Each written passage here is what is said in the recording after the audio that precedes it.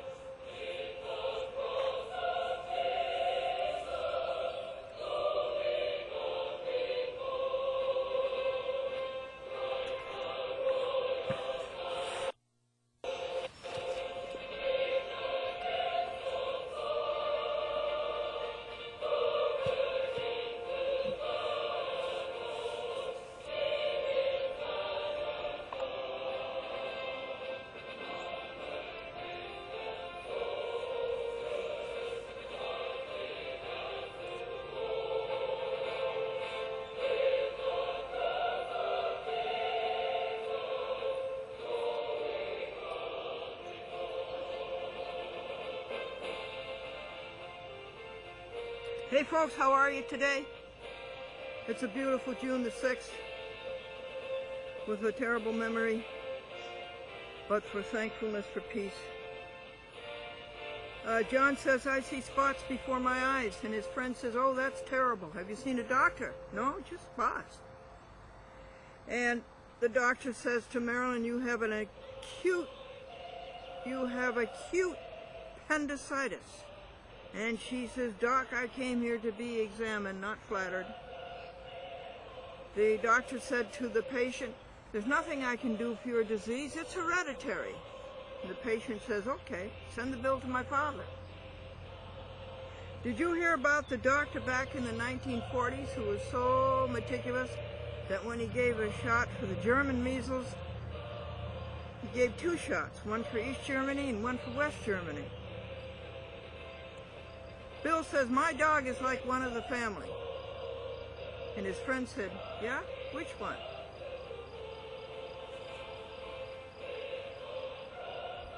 Bill had a dog who played poker. And his friend, says, oh, come on. That's ridiculous, a dog playing poker. And Bill says, yes, he plays poker. He's not so good at it, though. Whenever he gets a good hand, he wags his tail. There was an ad in the newspaper for a secretary, and 3 days went by, and then there was a loud knock on the door. And the man opens the door, and here's his great big dog. And the man says, are you answering the ad for secretary? And the dog says, woof.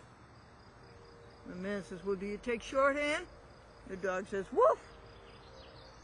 The man says, well, can you type it right? And the dog says, woof. And the man says, one more question, are you bilingual? And the dog says, woof, meow.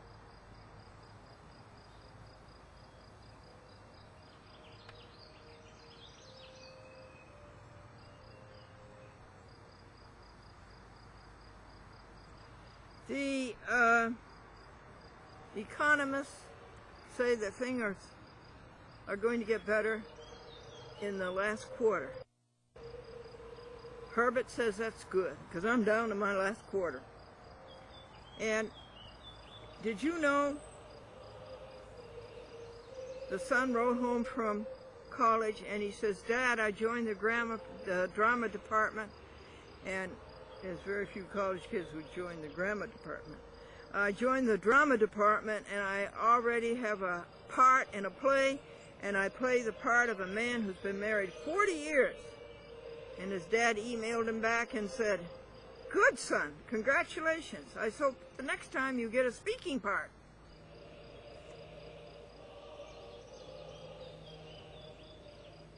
There's lots of things, folks, that money can't buy. For instance, what it bought last month. Teenagers know the value of $1. That's why they ask for 10.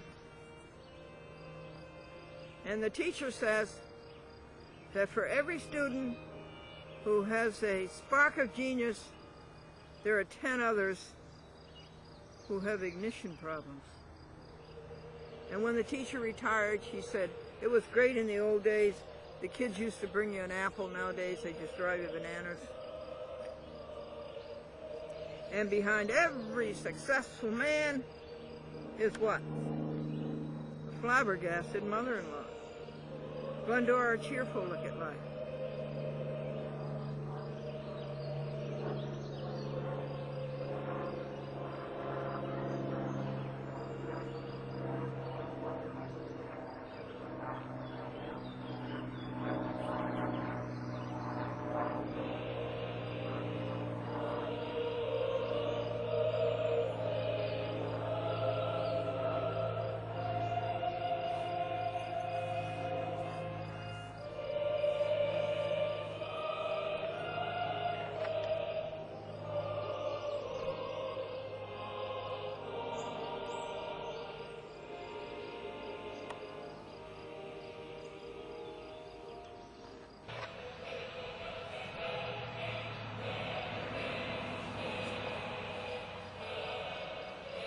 Folks, I think God keeps telling me to keep telling you about the your rights under the Constitution of the United States of America, the First Amendment, freedom of religion. Congress shall make no law establishing a religion. Freedom of the press. Freedom for the people, the right to assemble peacefully, and freedom of speech, and freedom to petition your government for redress of grievances. Even though we have no courts in which to do this. Courts don't exist. I wanted to go to the Second Amendment, which is the right to bear arms, which means you can go out in January in your shirt sleeves. And the Third Amendment is you don't have to house a soldier. Fourth Amendment is very, very important. There shall be no unreasonable searches and seizures. No unreasonable searches and seizures. And any warrant that issues will state in particularity what is to be seized or searched, and that you have a right to be safe in your person, your effects, your home, and that no warrant shall issue without either an affirmation or under oath. Very important amendment. Fourth Amendment. Fifth Amendment preserves your right not to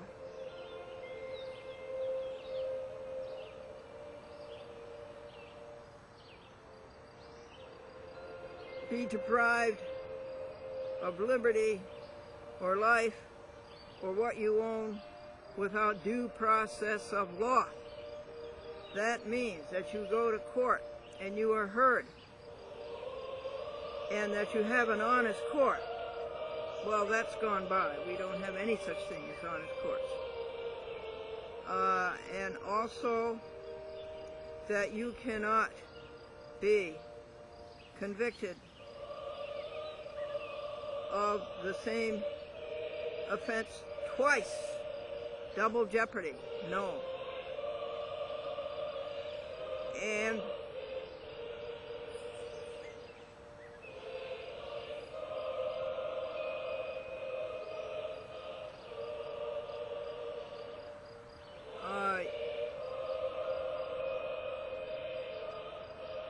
then your private property shall not be taken for public use without just and fair compensation. Fifth Amendment. Going on to the Sixth. You shall have a public trial. That means if you go into a court and you can't hear what's going on and the judge is talking sotto voce and the judge calls the lawyers up to a bench or goes into the chambers, that is not a public trial. That is forbidden. It's transgressed by the hour in every court that I've ever been in or monitored or been a participant in. You're not supposed to have these bench conferences. You're not supposed to have these chamber conferences. And if you can't hear it, then they need a microphone. It's to be public. Sixth Amendment. Sixth Amendment also says that you're to have a speedy trial. Speedy trial, folks, has a number attached to it. Do you know what that is? It's 70 days. And every court that I've ever been in, and that must be 300 courts, has violated that.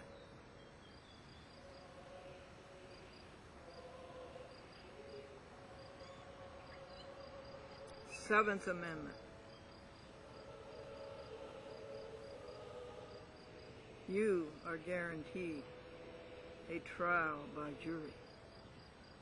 And don't you ever let them rob you of that. So, next month sometime, we'll talk about the Eighth Amendment. The woman who called in named Cindy and wanted a cat, I have a DVD here for you of the whole incident. how you called up and asked for a cat, and how I called Ruth Krebs in New Preston, Connecticut to get you a cat, and she didn't do much about it. Glendora's goals are listed on A Chat with Glendora, program number 4969. Well, my goals have changed mightily. My goal is to get rid of myself.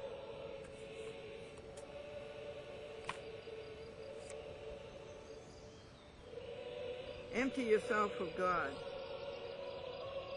Empty yourself of self.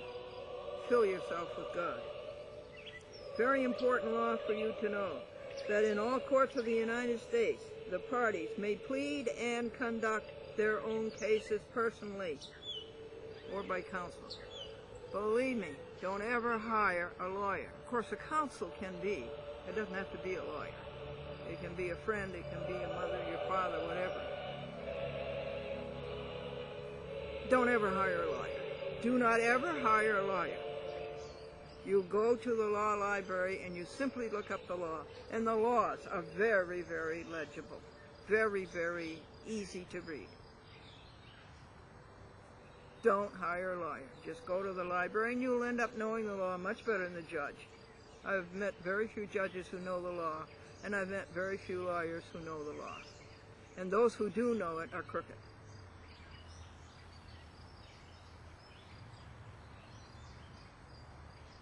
They are permitted to manage and conduct cases therein,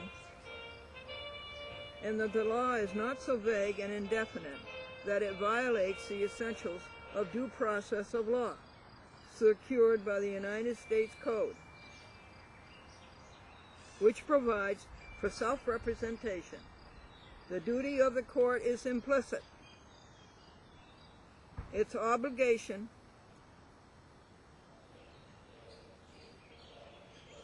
on the part of the court is to enforce this law.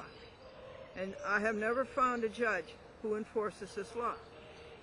I can list you the names of quite a few judges who violated this law and all the other laws that I'm talking about right now on this program. The first 7 amendments that we did today. So don't ever hire a lawyer. You'll do a much better job defending yourself. Now, this is the United States Code, the criminal part, which is Title 18, and it tells you that anybody who violates your civil rights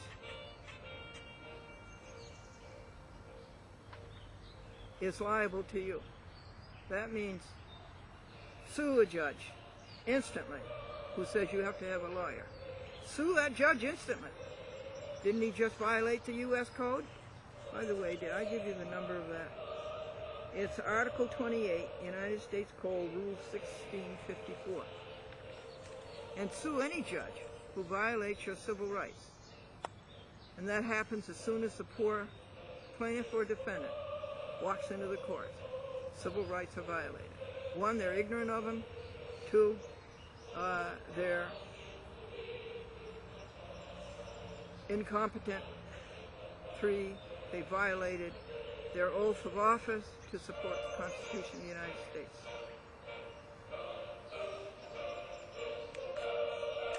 So this one that I just read to you is the famous Title 28, Section 19, no it isn't. This one I'm reading to you now about anybody violating your civil rights is 1001 under the Criminal Code, Title 18. The civil rights is under Title 28, 1983 is civil rights. Also 1984 and 1985. These aren't years, these are... Now here's the disqualification of a judge by reason of interest or consanguinity. Please remember that one. And please, here is Section 1983, the United States Code, Title 42. I told it to you wrong. It's Title 42, the United States Code, Section 1983. that anybody who violates your rights, your privileges, or your immunities secured by the United States Constitution.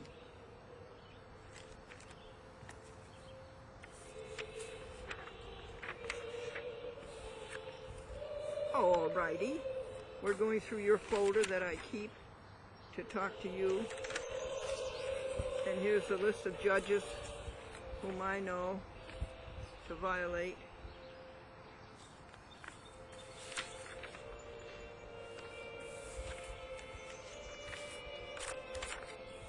Any one of the above, or all of them.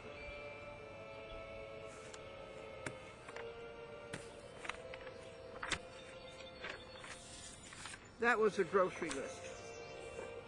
The sending in for vegetarian meat.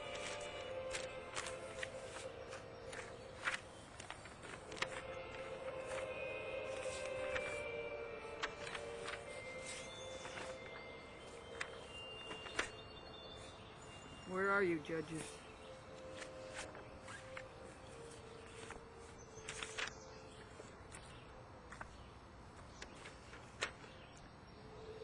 Lodge, Colabella, Ingracia, Nikolai, Bryant, Azrak, Lisa Smith,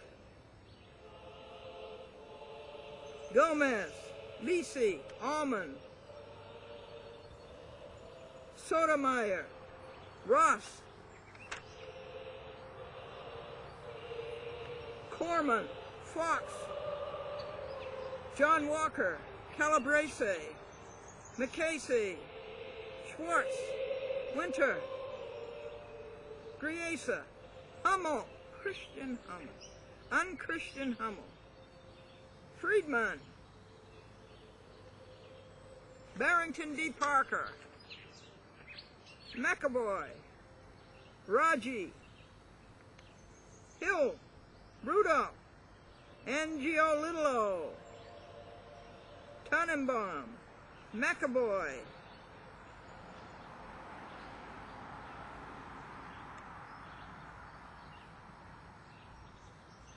and many, many, many more.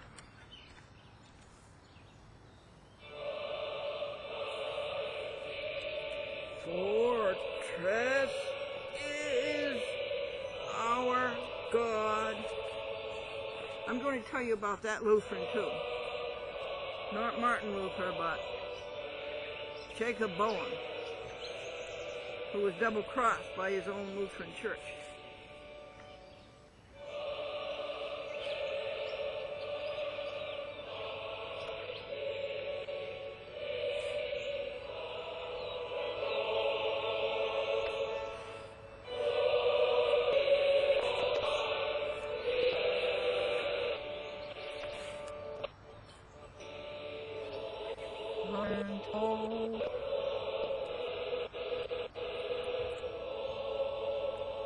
His craft and power are great. Okay, the player doesn't want to play in the 80 degrees. Anyway, his craft and power are great, and armed with cruel hate on earth, God is his equal. Remember what we said about the devil? If the devil is so horrible and such an enemy, and we're at war with the devil, and we have to arm ourselves with the armor of God, well, you just go out and love the devil. As Christ said in Matthew 5, love your enemies, and see if you can't the devil around, and we'll get rid of this evil and this cruelty.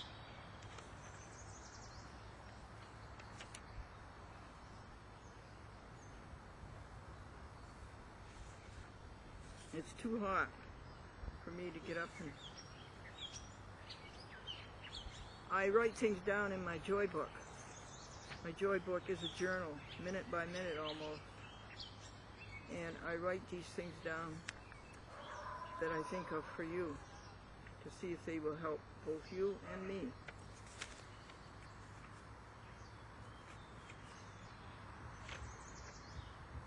O Master, let me walk with thee in lowly paths of service free.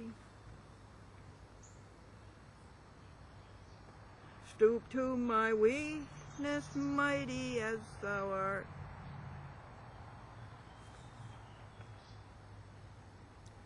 Teach me thy secret, help us to bear the pain of grief, the fret of care. All of these things we're going to get rid of, folks, and we're going to be happy. That's why this is the happy show.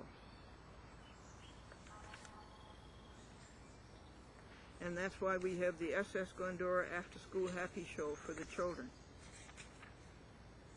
I run into adults who are 60 years old who watched the SS Glendora back in 1956, 1962 on General Electric, Schenectady, Channel 6. And they have that glow of happiness when they think of it and what a good time they had.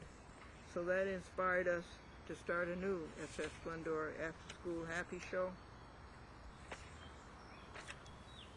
so that 60 years from now these children will have that memory.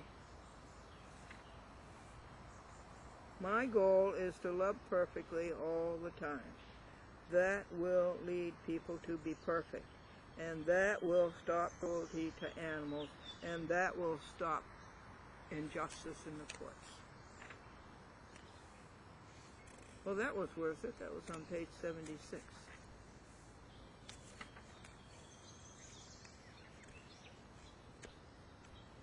O Master, teach me thy patience one with thee, endear a closer company, in work that keeps faith sweet and strong, and trust that triumphs over wrong. Trust that triumphs over wrong. Buddha Gautama died when he was around 80 years old. A woman asked me yesterday in Walmart something about selling something on which there was an age restriction, and she says, "Are you 18?" And I said, "Turn it around."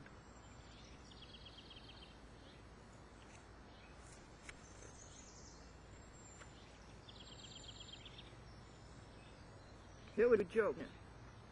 I just, well, yesterday, 81.